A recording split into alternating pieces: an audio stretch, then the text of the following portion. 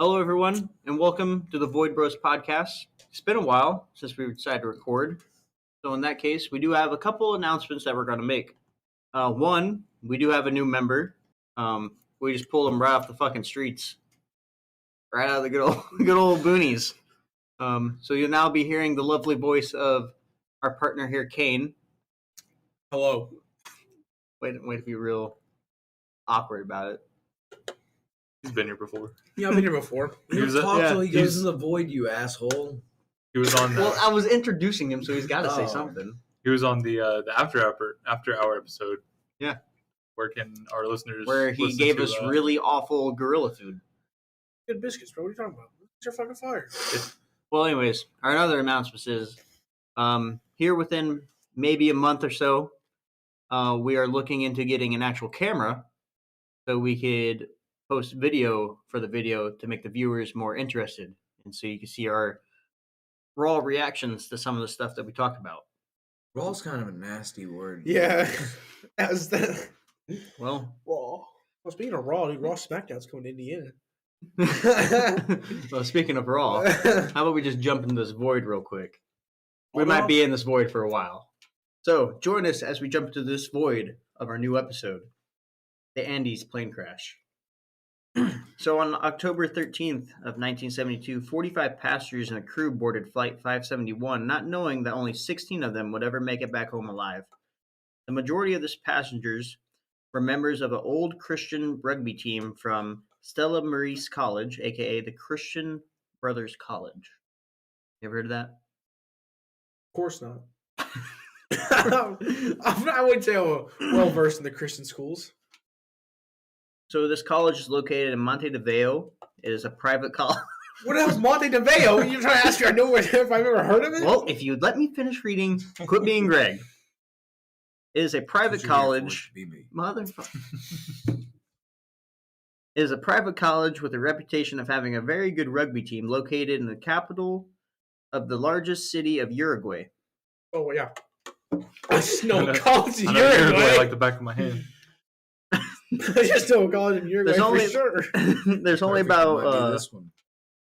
I'll wait till you get the names. You thought some of those other names that we talked about were hard. Wait till we get some Spanish names going in here. This It is guy's just- not going to be able to pronounce it. Nope. You seen any episodes of this show? I'm Wait, not. Greg knows Spanish. Greg can say the Spanish name. Shut know. up. I ain't saying shit. Well, What are we anyways, talking about? Last time I tried to read a script, we had to restart the whole thing over. he's just good when it comes to names. I'll just slide him the notes here and all. Oh, Greg's like a tag team. It's a tag team. So Monte de Veo currently has a population of 2 million people, but there's not a lot of people that live in Uruguay. Only about 3 million people. It's not a lot. So- It's not a lot. Monte de Veo is pretty much their main city down there in Uruguay. How many people are in it? Said 2 million. It's quite I a thought you lot. said 3 million. Other than No, 3 that's million. Uruguay altogether. That's 2/3 of their population. This guy knows quick math. Ugh. Fractions, bitch. Other than that, there's like a few other cities around Monte de Veo with less than 100,000 people living in them. That's about right. Math department. I think your cat loves my shoe. You Like- wore your shoes on my cart. Oh, God my damn it, God. Mason. Why do we do this every time? here? No damage is done now. You might as No, well it's not we. What's taking them off here gonna do? It's not we wrote you. We do this every time. Hey, man. I got Are you to. fucking serious? I'm stretching out. So the Uruguayan rugby players on Flight 571 back in 1972, most of them were really great friends, kind of like brothers. You know, if you've ever been on a sports team, Never in my life. I know. He doesn't get the special What do you bond. mean you know? The problem. The problem. That's a Problem jumping on of, team. the problem of being alone is what you're the problem of. Hey, I'd rather be alone. So, anyways, like most sports teams, you have a really good bondage with all your teammates. like a gym bro? Most, sure. That's good representation for me. And then you say bondage. Not that way.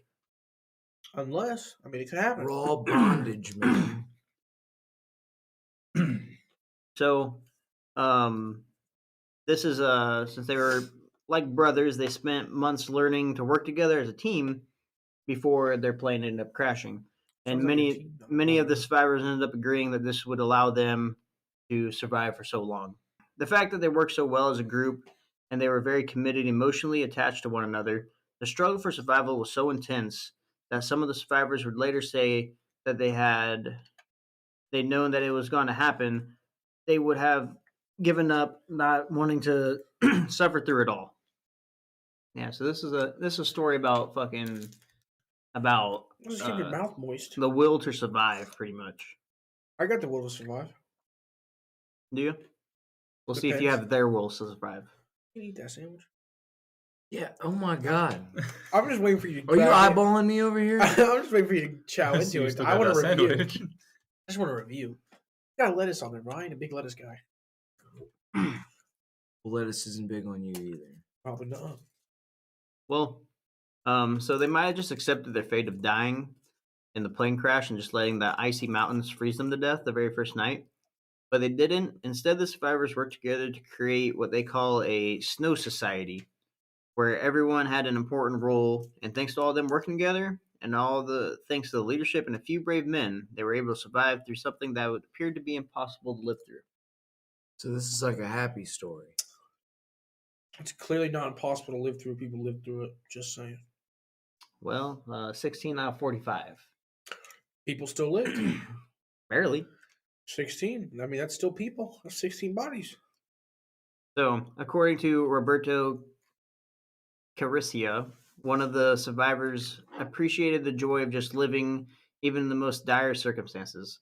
That was one of the most important things he did to overcome death. His attitude in an interview with National Geographic decades after it, after making off the mountain, he said that who survived it was the smartest, intelligent ones, and who survived were the ones who felt joy with living, he said.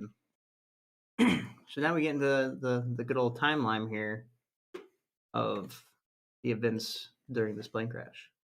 Is this a happy story? Clearly, if 16 out of 45 made it, but it doesn't sound like a too happy goddamn story. Unless you're into 16 out of 45 people living. Well, that is really good for those 16 people. That's what I was saying. What is bro. that percentage wise? Is that a That's that a regular. passing- That leaves Is us, that a what, fraction? 29 What's the dead? fraction? is that a passing rate? I don't think so, buddy. Yeah, I don't think so. That's more than half people dead right Yeah. there. All right, then that's sad. So, on October 13th of 1972, the Uruguayan Air Force Flight 571 crashed into the Andes, killing several passengers upon impact. He does. He loves my shoe. My shoe has fur on it, so he might think it's another cat. I wouldn't put your face in there, man. I've done Jam Master in those. GM Apprentice. Hey, fuck you, man. At least he's actually a jam master. I don't need to be a jam master, dog. Yeah, I signed SOP. This plane crashed into the Andes, killing several passengers upon impact, where they were flying. That day, the Old Christian Club rugby team was going to play the Old Hungarian Rugby Club in Santiago, Chile. Team captain Marcelo Prez had chartered the Hungarian Air Force plane to fly them over it. This was the cheapest option back then. What year are we in here? 1972. Okay, no wonder they fucking crashed. It's 1972. Shit ain't even up to date. Well, Yeah, this the Wright was brothers flying. Yeah. well, this was the cheapest option back then. While the bad news would be that a lot of them would die, and those who would live would have to go through hell to survive and eat a lot of people. The good news is they did save a bit of money. Yeah, this isn't a happy story at all. Those 16 people survived by eating the other 29. Hey, it is what it is, man. All right, you got that will to survive in you? Sounds like you don't, Greg. They should have put on Yeah, their I oxygen do. oxygen mask. I'd eat one of you guys if I had to survive. We'd eat you first. I doubt it. Smallest guy here, Greg. Yeah, I You provide the least dying. amount of meat. Yeah, but you're lean meat. You're good meat. That's disgusting. Don't look at me like that. Don't say that. Well, all right. I'm not done with that stuff happening. Guys look at me and they say shit like that and they just smile at me. I'm like, don't do that, you. Oh shit! Oh no, we're getting. Oh, Greg's done. You have to edit that out. You just have to do a bleep right there. So, Figured it out, yeah.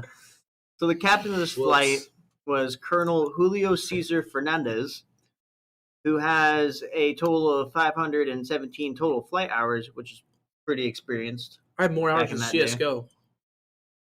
Well, his co-pilot, a guy Yeah. named Dante Hector, who is pretty much a rookie when it comes to flying. How many hours? A rookie. What's Like, that even mean? Fresh off the boat. Oh, that was trash. No wonder they crash. There were 10 extra seats on board the plane, so the team invited a family to join them on their trip, but one person canceled at the last minute. Boy, were they lucky. Made a right decision to cancel at the last minute. Instead, it was replaced by a girl who was going to her daughter's wedding. Ooh. I'll rip at the chat. The wedding day. In total, there were 40 passengers and 5 crew members, only 5 of which were female, and none of those females would survive the whole ordeal. So, Flight 571 departed from the Casanero International Airport, Hungarian's primary airport, located in the Casanero neighborhood of Shut Monte up. de Veo. What? You fucking high? No, You done? I'm good. Yeah, it's like I'm a teacher up in here. I was getting like extreme dad vibes and shit. So, You look so disappointed. You're like, are you fucking done? anyways, on October 12th of 1972, the flight ended up getting grounded due to bad weather in the Manzanilla, Argentina, for the night, roughly 750 miles to the west of their destined location. On the morning of the 13th, weather conditions have not improved, but it was expected they would make better by early afternoon. The pilots were still worried through all this. They were seriously concerned about the dangerous weather, but they continued to hear the reports about several turbulence along the designated flight path. Then they spoke to the pilot of the cargo plane that just made the journey that they were going to go on. They determined that the plane could handle it. Were they wrong? No, they could they could fly safe for the afternoon, evening through the Andes. The afternoon is the most dangerous time to fly through the Andes, actually. The plane wrecks, doesn't it? Warm air rising from the foothills reaches the cold air in the mountains, creating a strong turbulence and very thick fog. Guess you can kind of foreshadow where this is going. The pilots did have some pressure when it come to resuming the flight, because in Argentina, it restricted military aircraft on soil for more than 24 hours, and the rugby team was complaining about getting to their game. So the rugby team was pretty impatient, but So it's their fault that they died.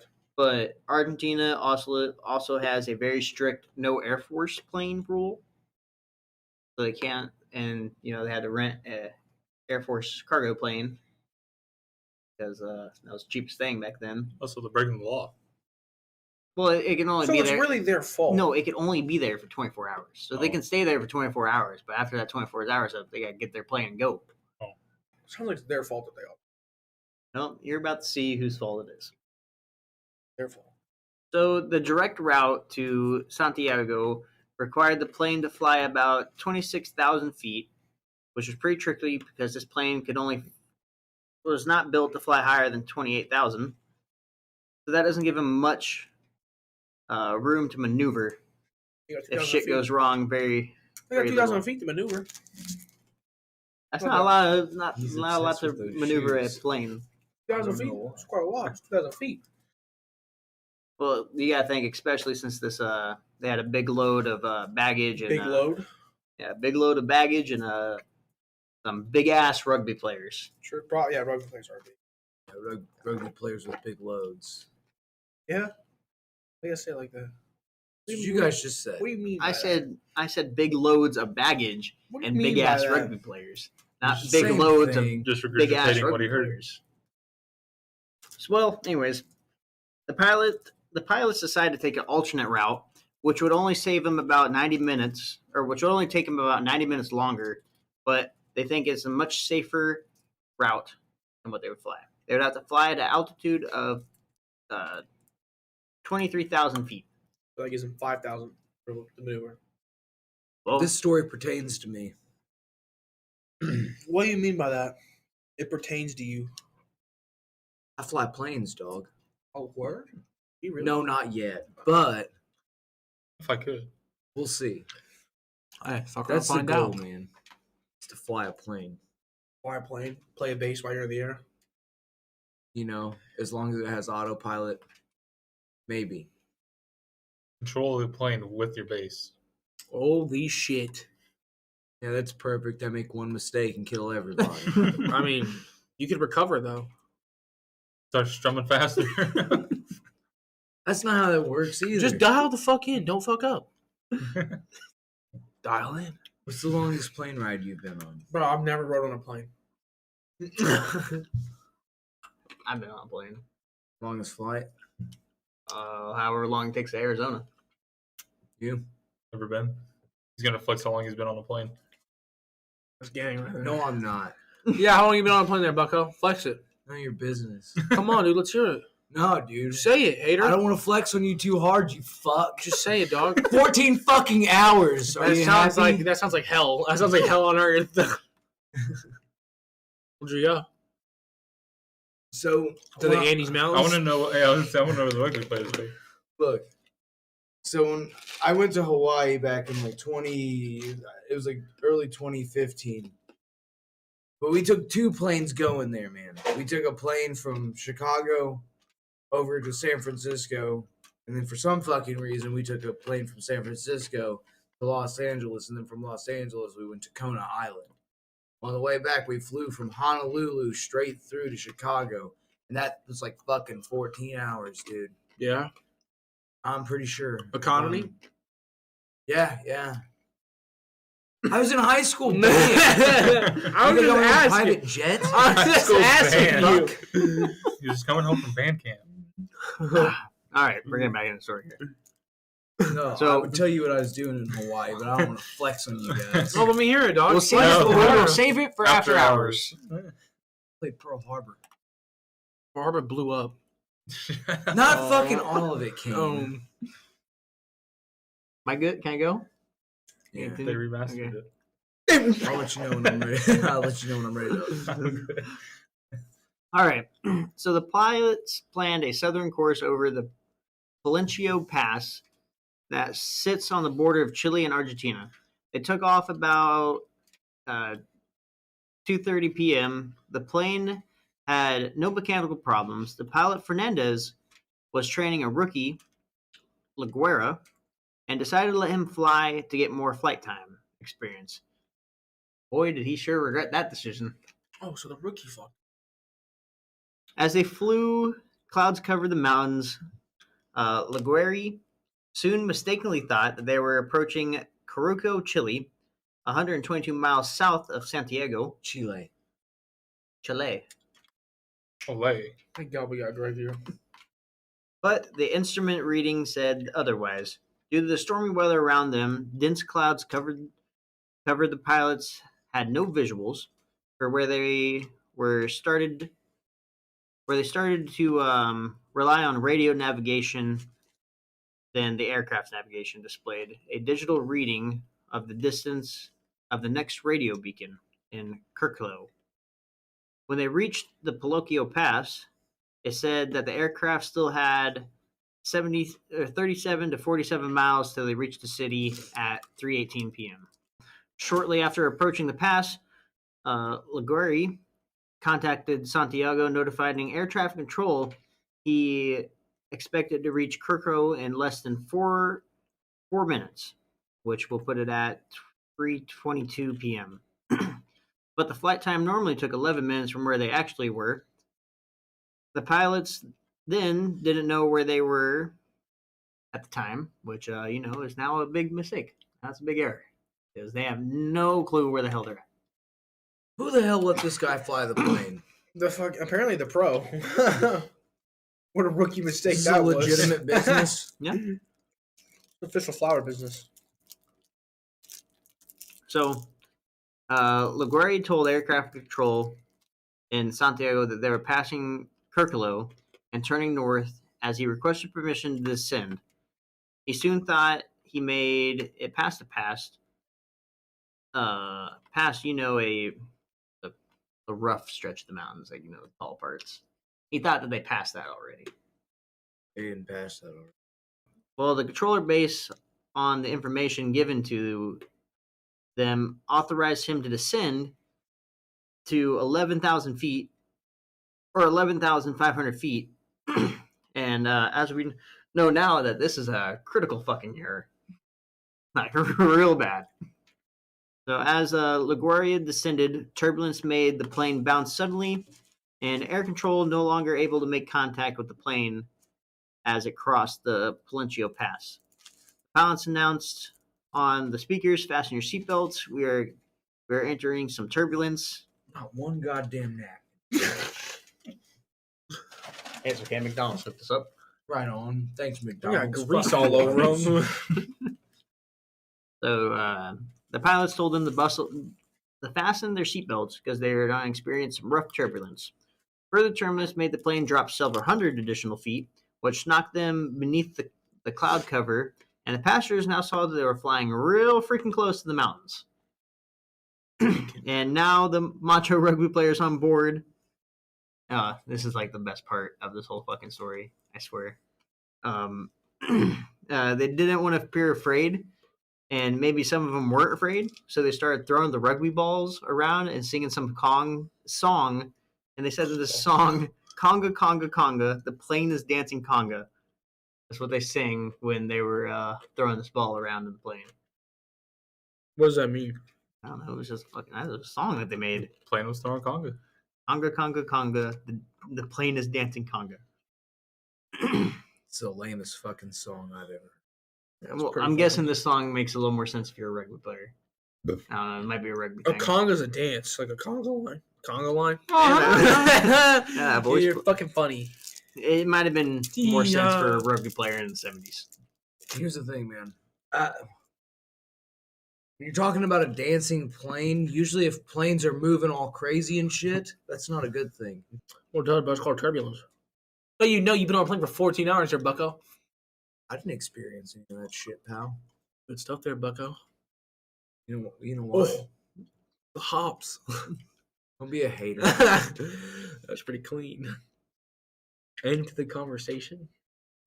So, anyways, while they're singing that song, one of the passengers looks out the window and asks if the plane is supposed to be flying so close to the mountains. I know what it is.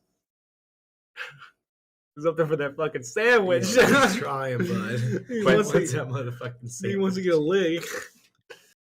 So one of the passengers asks if the plane is supposed to be flying so close to this mountain. Well, it turns out LaGuardia made a very deadly mistake. He turned north and began descending way too early when the plane is still flying high in the Andes. They hadn't been where they thought they were when they had last talked to air traffic control. LaGuardia tried to attempt to gain altitude, but sadly it was just a little too late to avoid disaster. Like, I'm talking about like very little. He nicked it by that much. He just nicked it. Kind of like when you're shaving with an electric razor and you just nick your nutsack a little bit. That doesn't happen. I'm a goddamn professional. Yeah, you got to be careful. You guys shaved? Oh, Mason, let's it's gotta be sarcasm, right? Like, you're not being serious. Are you bushing it over there? No. Tarzan. The bush went out in the 80s, bud. So, moments later, the plane clipped the mountain ridge as they were trying to clear a 14,000-foot peak. He did manage to get the nose over the ridge, but at 3:34 p.m., the tail hits the ridge and tilts the plane forward, sending into another collision with the side of the mountains. Oh, now the plane's gone now. So now, moments later, where the right wing was, it tore completely off the plane, and the plane then turned backwards. The tail of the cone, or the tail cone, then gets ripped off the plane and sends a few passengers flying out. This guy has fucked this up pretty much about as much as he can. Yep. So now we got a few people just shot out of the plane, gone. Snakes on a plane. So many of the passengers were still the rugby players who were still trying to keep the mood light by tossing the rugby ball and singing that conga conga conga. While they're going into a plane crash. The plane is dancing Spiraling out of conga. control. Tough some bitches, man. After the tail cone gets ripped off the plane, a few players fly out the plane, tilts backwards, forward again for a few seconds. Now the left wing collides with the mountain. One of the propellers slices through the fuselage. As the left wing is also torn off, 2 more passengers fall out of a gaping hole in the plane. The remaining rugby team members continue to sing the song. Everyone's getting sucked out of the plane, and they're just sitting there singing and tossing the ball around. That sounds kind of fun. That sounds like straight up a movie. Like a comedy. It's like in the Titanic when they're on the boat and the fucking band's just playing. So finally, the plane starts rapidly sliding down the mountain like a giant bobsled, crashing into a snowbank where it crushed and killed Fernandez, the most experienced of the 2 pilots. Upon impact, several instrument panels shoved into his chest before crashing the plane. It slid down 3,000 feet, reaching at an estimated speed of 225 miles per hour. I don't understand why it said, like, the better of the 2 pilots. Here's my thing. Pilots don't fucking matter anymore. You just said this plane turned into a bobsled. You don't have to have a pilot's license to operate You a definitely bobsled. know, by the way, that the first person they killed that they had to eat was definitely the pilot. The least experienced one for sure. Had to be, because he's the one that caused all of it, so you know they're going to eat him first. No, the other guy died on impact. You just go ahead and eat that guy. You don't even have to have a struggle with him. Yeah, but Then, when it comes then the time other to one's kill the him- second guy you eat, yeah, though. when it comes Yeah. time to kill him. So it slid at a estimated 225 miles per hour, possibly allowing a chance of survival. Also due to the temperatures drop of a lower altitude when they stopped. So the fuselage slams into a valley between Chile and Argentina. At the time when it crashed, it didn't have a name, but it would soon be later called the Valley of the Tears because of these guys who would go through. Nando Pareto described the valley in his book. The ridges formed a ragged semicircle that ringed the crash site like the walls of a monstrous amphitheater, with the wreckage of a fair child lying in the center stage. 5 people have already died from falling off the plane in the initial impacts. And here's where the names are absolutely ridiculous. I feel like a villain over here. I'm just like petting this cat while it's on my lap. That cat's still over on your lap. Yes. That fucking sandwich.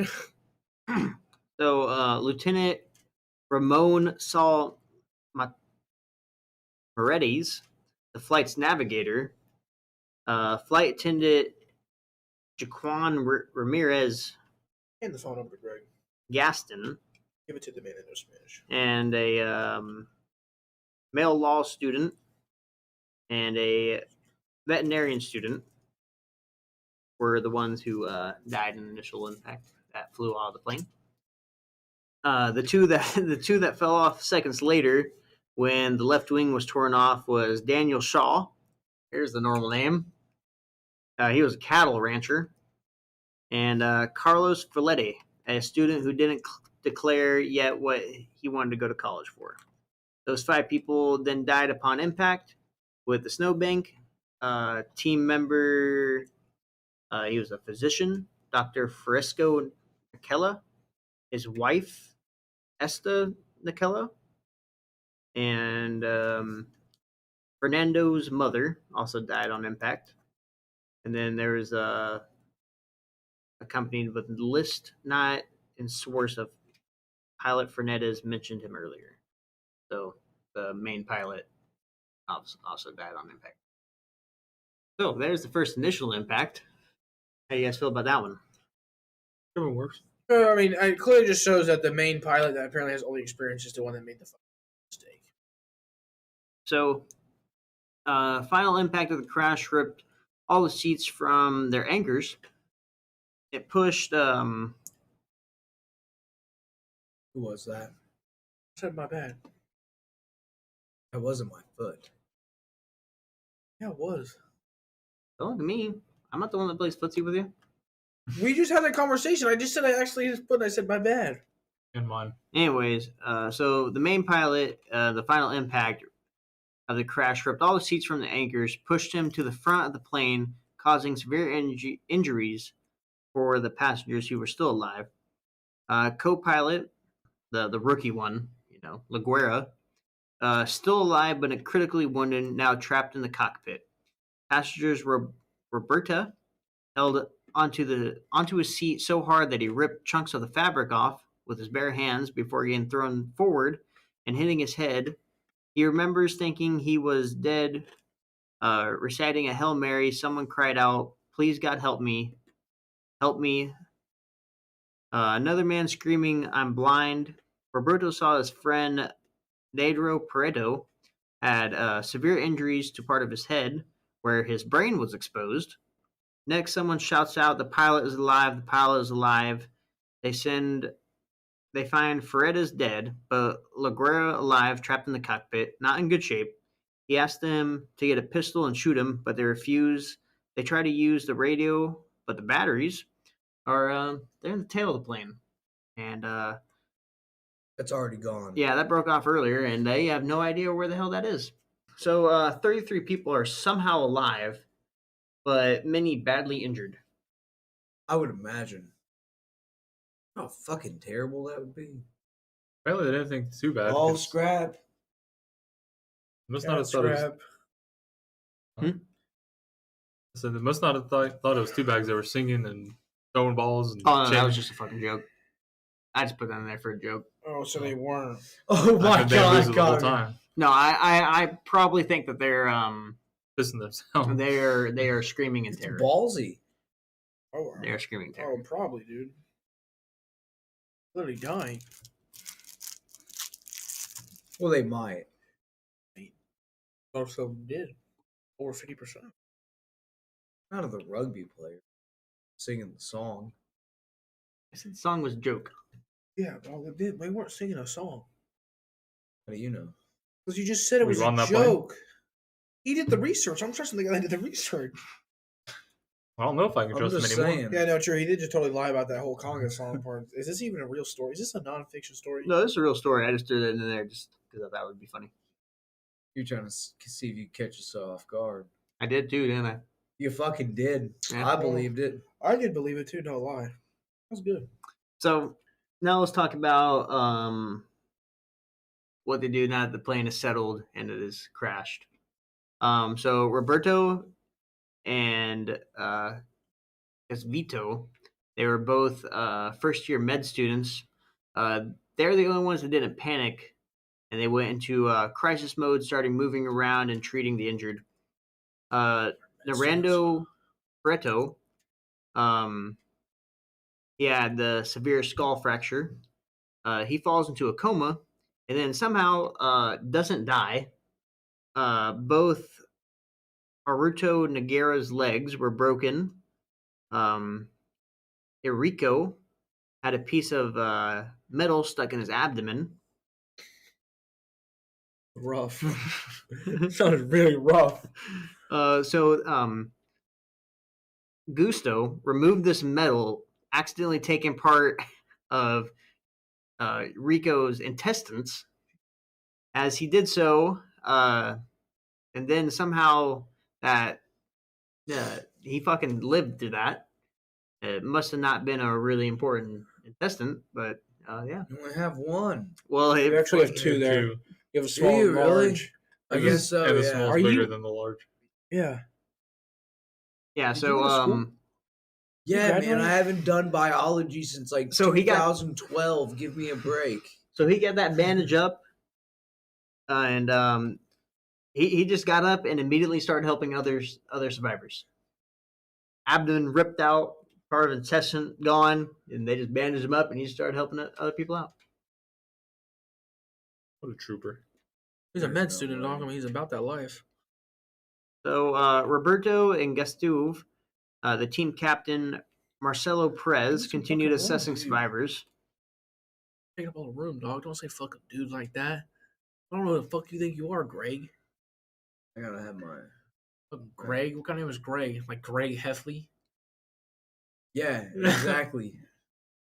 Well, LaGuardia and Fernandez failed to make contact with their destination.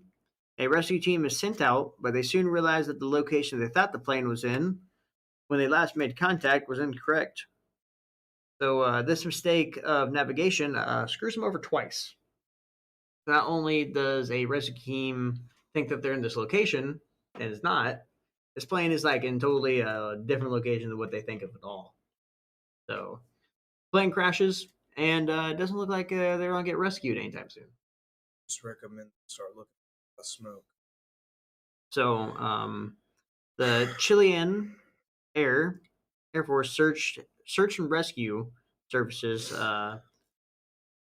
also known as SCARS, notified within hours that the flight was missing. 4 planes will go out and search for it until dark at 6 p.m. News of the missing flight reaches Uruguay. Media officers of SCARS listened to the radio transmissions, concluding that the aircraft had landed and not crashed in one of the most remote and inaccessible areas of the Andes. Of all the Andes, and they are strongly assumed there would be no survivors between impact and the harsh conditions that they call on the Andes Research Group of Chile, the CSA, for additional rescue efforts. As evening approaches, the team captain Marcelo Perez quickly takes on a leadership role. Marcel kept people calm and made plans delegating tasks so everyone could survive the first few days. Marcel insisted that he sleep in the coldest section of the plane, asked everyone who wasn't injured to do the same. He forced people to keep busy when they wanted to lay down in misery. He also was in charge of rationing food. Who was? Marcelo? Am I right on that or no? Yes. Okay. I'm paying attention. So Nando Pareto later wrote about the mere rations of these, and these are seriously meager like rations. Like each meal was nothing more than a small square of chocolate or a dab of jam, washed down with a sip of wine from the cab Ooh, wine? of Arsenal can. Classy. White wine or red wine? Probably bread. I could see that. So, trying to keep people's spirits up by assuring them that God wouldn't put them through that suffering, only to turn his back on them when they had a lot of suffering in front of them. So, later that night, co pilot LaGuerra, the rugby players, Francisco Alabe Felipe, and Julio Martires, and wedding guest Gazriel all die from their various injuries, and now they are down to 28 survivors from the original 45. They were down to 29 as they went to sleep. One would die during the night. How the hell did that happen? What? One of the ones that were injured? Yeah. Okay. Just making sure somebody just didn't like fucking lay down and fall dead in their sleep, you know? Oh, no, one of them did die in their sleep. Yeah. Due to injuries, probably. So They have no injuries. They just go lay down and die. It's like, what the fuck? Well, the remaining passengers removed the seats inside the fuselage to make a shelter. When they, well, this is almost 30 people slept in an 8 by 10 foot space, surrounded by dead bodies. They used the luggage and seats to close up the hole where the tail ripped off. Survivor Eduardo would describe their first night by saying, "We have a very small space where there were 29 people at first. We have no warm clothes, no water. We have to melt snow. It is very difficult because the weather is very cold." Nando also described what the other passengers experienced because night had fallen so quickly. They hadn't had time to remove all the bodies, and the survivors were forced to hunker down among the dead, shoving and prodding the corpse of their friends for a few more inches of space. So literally, the survivors just sleeping with the dead bodies in the same plane. I mean, what the fuck are you gonna do with them? Throw them out in the snow. Toke them, And for heat, They're dead. just like in Star Wars. It's like it sounds like you'll stay warm if you're under a body. yeah, you will. It's literally extra body heat. Literally a body on a body. It's not body heat. What do you mean? It's literally another body, But they're dead. but it's a body. It generates no heat. It's a body. It's got meat. Have you ever been to a funeral? No, actually, yeah, You ever been to a funeral? Are you fucking serious? yeah, I have it. What? Yeah, How old are you? 19. 19? Yeah. Are you serious? He's Yeah. the youngin' of the group. Holy He's shit. Now how old do you feel? Really old now. No wonder you know fucking biology. You just took that shit 2 years ago, man. It's basic fucking common sense, Gregory. I'm I'm gonna not be gonna say that fucking R word. 30 before you can buy cigarettes, dude. I don't. Why would I want to buy a cigarette? Was that how you live your life on the cigarette age? Well, no, because it used to be 18 when you could like hit 18 and then you were free, and then they fucked that up for everybody, Yeah, you gotta be 21 by now. Yeah, that doesn't. which affect really me. sucks for all those kids out there who like smoking weed. Oh no, this guy can get nicotine. He's 20. Oh I'm my, 22. guy's 22. Yeah, you're 22. You're 19. Yeah, And Greg's 27. old ass motherfucker. Damn, old as shit. And what was it like back in the day? It was like grandpa. What, Did you back walk in to the high school? 90s? I walked to high school. Had you have to walk 2 miles to school on a dirt road. Yeah, man. You should have seen it. It was such a good time. I would just sit out there with a fucking stick, Walking stick. Fighting off the rotors. Yeah, fighting off the fucking just playing with the fucking Rats. dirt. playing with the damn fucking dead possums on the way to school. Walking through the blizzard in the winter. You fucking kids in these goddamn video games. Always on the damn phone. Why can't these kids just go out and play with a fucking stick anymore? Yeah, dog, that's what you're all about, fucking sticks, huh? Playing with sticks. I used to just sit outside and peel the bark off of sticks. I used to do that. Bro, did you shoot marbles back in the day? No, I eat rocks. Okay, we're getting off topic here. I Enough, used to enough, sniff enough glue. on dogging on Greg because he's old. So before LaGuerra died, he told the group that the Chileans knew that they had passed Curcolo, and they were in the foothills of the Andes. At a mere altimeter, read 7,000 feet, but you know that that's not true because there was an error caused by the plane crash. They were much higher, as I said earlier. Get out of my food. Bro, what you got in there? The minute he turned his head to look at the cat goes, So they were actually 11,710 feet higher than what they thought they were. So they are way up in the Andes, way up there. Look for the nearest gas station. I'm sure it should be I don't think that's how that works. It's going to be a few miles. So, October 14th, first full day on the mountain. Morale is at an all-time low. They were in a pretty much a frozen hell. The first task of the day was to move the bodies from the fuselage into the snow. Marcelo rounded up men to gather food and useful items. He and his group arranged luggage into a giant cross to be seen from above. The survivors tried to paint SOS on the plane, with red lipstick, but didn't have enough. They didn't just fucking use blood. They're sitting here with all these dead bodies and didn't think to use blood, maybe? That's true. They're using lipstick. No wonder the half Yeah, these motherfuckers died. There was 5 women on there. Yeah, but you said it was a rugby team of dudes. How the fuck Yeah, did- with 5. There's 5. Do you not listen That's to the whole- anything before I said? I was halfway listening. I know you were. I didn't know there. I thought it was a men's rugby team, like you said. No, there was a men's rugby team, 40 passengers, 5 crew members, and there was You said there was 46 earlier. 45. You said 46. No, earlier. I said 45. Watch the VOD. Dog cat. I almost said dogs. I said 45. All right, I guess I'll take your word for it, Mr. Research And- Man. 4 of those were women. They died off the rip. Pretty close. Damn. So they didn't have enough. Later that day, 11 aircraft from Argentina, Chile, Uruguay searched for the lost plane, and the survivors did see a helicopter fly by, but they couldn't get their attention. Damn, wouldn't that be depressing?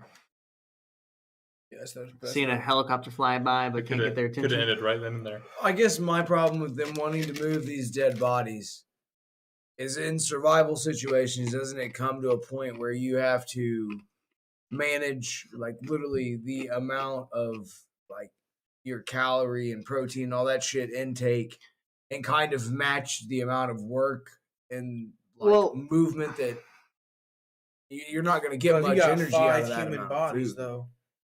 5 human bodies. I mean, that's a lot of meat.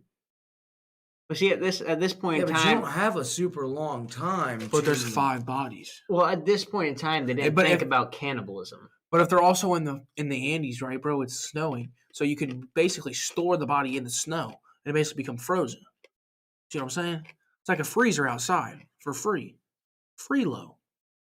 Free will, if you will. What does that mean? Free real estate. Free real estate. It's for real estate. It's like free low. We're continuing. So they were too small to be seen from far away, camouflaged by the snow. They hoped that the helicopters would return again. The next day, there were already almost no food for them to eat. I mean, 5 human bodies. the flight was only supposed to be roughly 2 hours, so no one packed anything besides a few little airplane snacks that they had, like a little bit of wine, candy bars, 1 tin of mussels, toothpaste, a few chocolate peanuts, and some jam. They finished those portions very, very quickly. In about a week. Never once eating anywhere near the satisfying amount, and very soon they were facing starvation.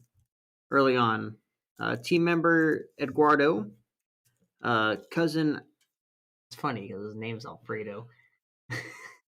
Fredo. Yeah, Alfredo. How is that funny? Like the food. I know, but like, Anyways, they told the group that they were going to have to eat the bodies, and the overall response to this was relief. Many of the others were glad. He said that they were too afraid to say in the first place. Got a war going on over here between the cat and the wall. And you said that they were relieved. Yeah, so everyone else Yeah. was hyped after he said that they can eat the bodies, No, everyone else was thinking of eating the bodies. but they were too afraid to say something. So when Alfredo said, "I think we're going to have to eat the bodies in order to survive," everyone was at a So they were all down to try cannibalism at first. well. I mean, they're in the midst of starving with no Yeah, food. I'd say if you So it haven't was eaten an for a option at week, I'm first. pretty sure you'd eat the fucking shirt off your back, dude. If you haven't eaten for a week, I Not mean, very your shirt nutritious. first, so I don't freeze. I don't think so. I'm gonna eat my shirt. The goal would be to eat the person. Then you could take their skin and use it as a jacket. Halo the face. I'm just saying. I mean, we're just looking at realistically, people. That's not realistic at all. What do you mean? It's called survival. You think human skin would be a good thing for? Cut them open like the Ewoks in Star Wars. Not the Ewok, the fucking Hold on. yeah. What? Tauntauns. Tauntauns. You know when Han Solo saves Luke from being out in the Hoth environment. Yeah. And he uses Luke's lightsaber to cut open his little Tauntaun. tauntaun and Tauntaun. shoves him into. I can do that with like He literally a said. person bigger than me, He later said the stink slices open, just shoves him in there. and then shuts it. A little curtain. And it's totally cool. It's basically the same thing, but you use a human skin and you basically turn it into like a jacket. Like your skin. Okay, Keep we're it- not Ed Gein over here, But if you had to for heat If you had purposes, to. dude. I would rather take the clothes off the dead bodies and wear those Oh, before. now you're onto something. Did you guys not think of that? Did you guys just literally go straight to let's skin a human and use his skin Yeah, because for when somebody I mean, dies, that's they what I all their was going clothes to. just fucking vanish. I mean, that's what I. When that's you what I die, was you going just for. become naked. I don't want to be disrespectful. Yeah, I mean, I got to use every part of your body. I'm Dude, gonna cook you. it's more disrespectful than ripping the skin off of someone No, and using it. He's gonna be dead already, though. I'm already cooking him. He's cooking gonna be He doesn't down need to it take his anymore. clothes too. your clothes can be used to wipe my butt when I gotta poop. Just grab a handful of snow and You just rub your ass on the ground like don't a eat the brown dog. snow. Why would I want to do that when I got clothes I can do that with, and I got a human jacket I can just wear? Dude, you're thinking about this. Those clothes are gonna be okay for maybe a few shits. That jacket's gonna be okay for the whole. Dude, why are you duration of the talking trip. about? No, you are not using clothes to wipe your ass. What do you mean? You're gonna walk around dirty?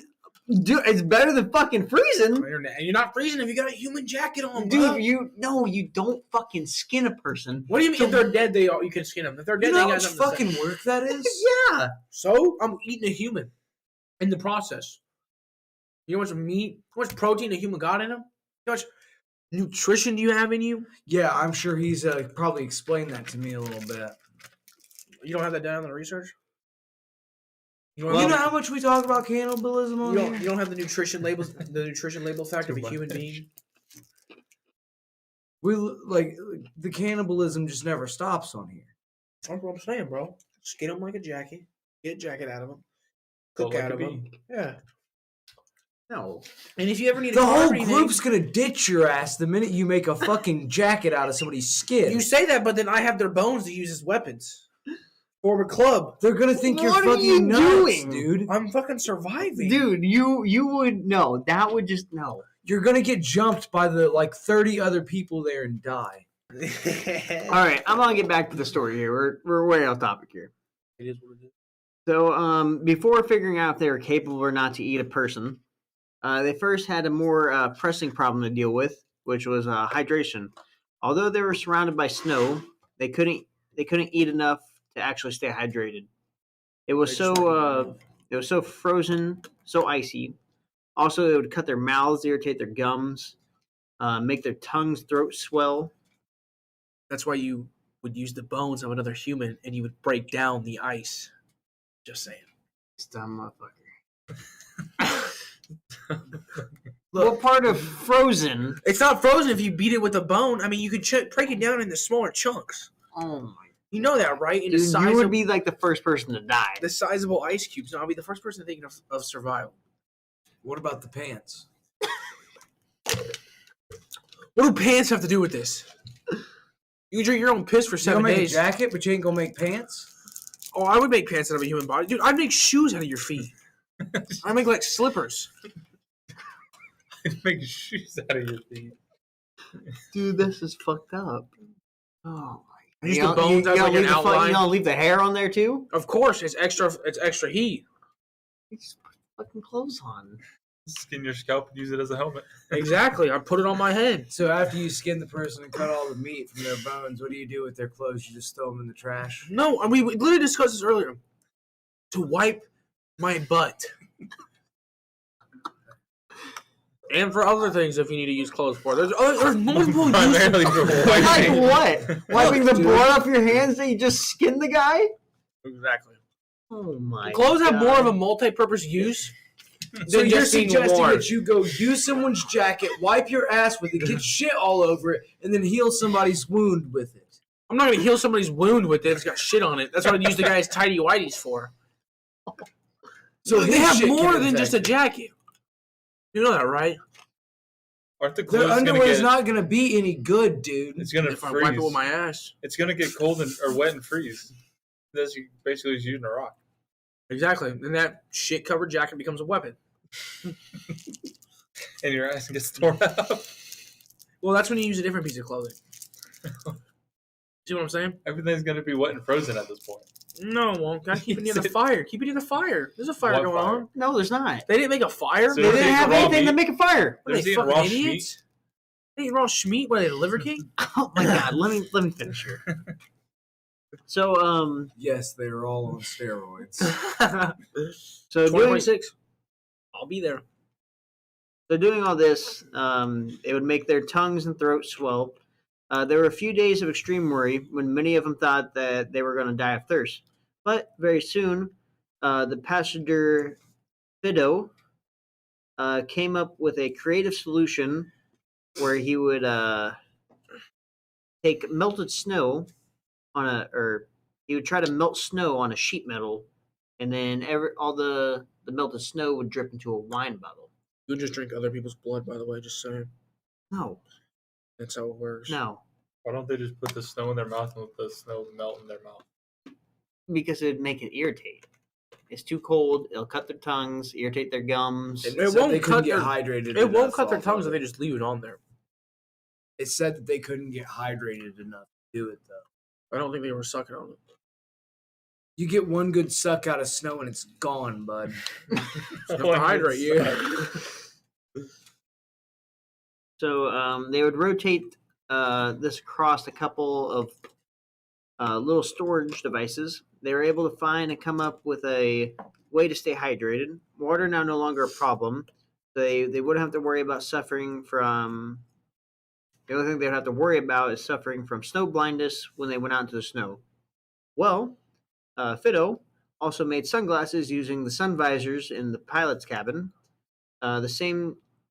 We got a fucking MacGyver here. Yeah, on he was this. one crafty son of a bitch. Use sunglasses that have a human skin. Well, he also turned the seat covers into blankets and the cushions in the snowshoes that make it easier to go outside to use the bathroom. So we got damn Use what as cushions easier outside to go to the bathroom? as snowshoes Oh. to go outside. You know, and use everybody's the bathroom. awfully worried about going to the bathroom. I You're about told to you fucking starve to death. Who cares if you have shit all over your Dude. ass? You don't starve to death get if a you rash. eat the human. You get infection. Like, you'll get some fucking E. coli. You'll get some poop infection. That won't be good. Don't die of that before you die of starvation. Because you got another human to eat. Technically, you won't really get infected up there. You never know, bud. The got weather poop the on your weather's butt all the so time? cold. Yeah, Yeah, shit will freeze on It'll you. burn the bacteria. It'll prevent. But infection. shit will freeze to your cheeks. You gotta take care of that later. You just can't. We're going to Just build take up. a dead man's hand and wipe your ass for it. No, like, that's just fucking disgusting. But I would just... That's where like you a draw. chisel. So that's where you draw the It's line. like a chisel, you just use the finger. Yeah, no, that's disgusting. I'll just use someone's They just- clothes. You just chuck the finger. You got 10 fingers. That's 10 of them. one for each shit. Not at all. I'd rather use someone's jacket. That That is is- finger. Yeah. You say, and you that's just disgusting, dude. Like, that's just awful. What? Like cutting a person's, skinning a person and using their skin as a coat They're already is dead. worse. Think about the pants, Kane. What pants? I could use them to You wipe had my this ass. whole Do situation. you know how just vulgar that's gonna flip-flopped. look? What pants? First of all, Where are these pants coming from? What pants? What pants are you talking about? I'm talking about making a jacket. Oh, the human jacket? Yeah, but where do the pants come into play? You just don't make a human jumpsuit. Oh, you can. What if they're smaller than How you? the fuck are you gonna put it on? What do you mean I ain't gonna put it on? You're How- gonna just throw it on. I don't think it works that way. It does. It just does. You want to find out? What if the person's smaller than you? Well, that's why you're not. I mean, first of all, you could use multiple humans. You don't have to just use Oh my god, we're spending multiple humans for one jacket when you could have just took both of those humans' clothes. Yeah, to wipe my ass. You think you're just gonna be a tailor out in the fucking Andes? Yeah, bro, with human skin, I could. Oh my god. Okay, well, You would have been one of the 5 to die in the initial crash. How do you know though? You probably would be. Smallest guy in a Cena. Dick and ribs over here. Fucking dick and ribs. okay. So, medical student Roberto fashioned hammocks for Out of the human skins. no, no. You're no, about to get sent to the motherfucking corner. You're gonna sit in timeout. No. To He get over the fashioned. skinning people nonsense. He made hammocks for the injured people to sleep on. He became. We'll literally make you sit in a corner and watch 2 girls, 1 cup for 5 hours. All right, that sounds fucking. That's disgusting. Yeah, you don't want that. All right, I don't think he's gonna be talking about shedding skin anymore. So Survival. Roberto, he pretty much became the main doctor. He did his best to take care of infections, stabilize fractures, remove dead bodies, and use women's perfume as disinfectant. He also used just basic razor blades as a scalpel, and rugby players' jerseys as bandages. You can do that under human skin, but okay. Oh my! This is like Greg and Big Birds. You got Kane and human skin. Yeah, Greg, did a Dude, I big got bird take down the sliced plane, open or was it today the by some pilots? cardboard at work. That was the pilot's fuck up. Like I like put my hand in the box and like I pull out don't the care cardboard, about your. and like sliced the shit out of me today. Got fucked on the box. Well, that's what you get. Cut the shit out of me. I'm bleeding for a minute. So, This is what you get for making bodysuits out of people. We Karma's weren't a making bitch. bodies. This was before I was talking about bodysuits. Those was at 6 in the morning, can I continue? bro. You know where you left off after all this? Yeah. All the survivors agreed to join together to do what was necessary. They shared chores, switching sleeping positions so everyone could have a chance to sleep in the warmer spot. They tried their best to keep their spirits up. Gistuso and Nikolai and Fido rebuilt the cross signal out of luggage. That rescue aircraft might see each and every morning. Also, Averio and Arturo managed water production. Roberto was the physician. And as I said, Daniel Fernandez, he massaged people's feet so they wouldn't freeze. Bro's got a foot fetish. It was an interesting role. He Signed up for it. definitely could have a foot fetish. That's a nasty thing to have a fetish with, isn't it? Yeah. They're pretty funny. So What do you do for girls like suck my toe? That'd be a good after hours. What are you doing if someone says suck my toes? So I don't know. I guess it would just depend on the person. Like, I might do it. Hairy foot knuckle. Hairy toe knuckles. Oh, I'd flip the fuck out. all right. So Yuritsi, he told stories to keep everyone's spirit up. Roy Harley organized and cleaned the fuselage. Gavisto organized a suitcase full of documents, medallions, crucifixes, watches of the dead, hoping to return them to their families later. Roberto contributes a lot of information in the story because he's one of the first people willing to do interviews and write about this in depth. From the start, he really painted himself as a hero. However, according to Nando and some other survivors, Roberto was heroic, but like only like the rest of them, they were apparently My bad.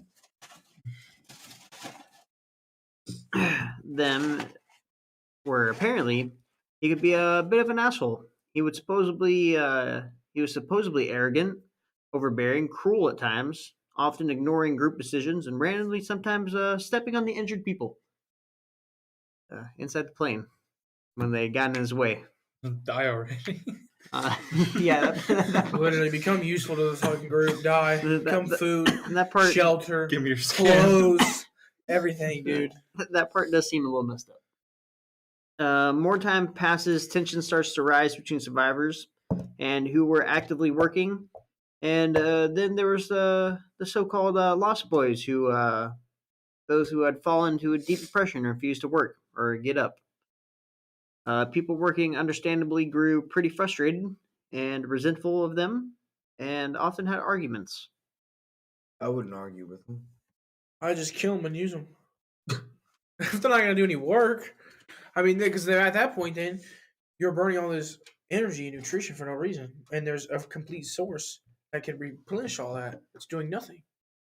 So you just start doing some executions. I don't know if you start turning to cannibalism like that. I mean, of course, The people that they're able bodies, but they're clearly not don't want to do any work. So the able bodies can be used for something else. Used for fuel for the people that want to work. you just tell them, you say, okay, but Okay, you okay, get none of but our what- warmth, you get none of our shit. Oh, I mean, you kill them, you get warm, and you get food.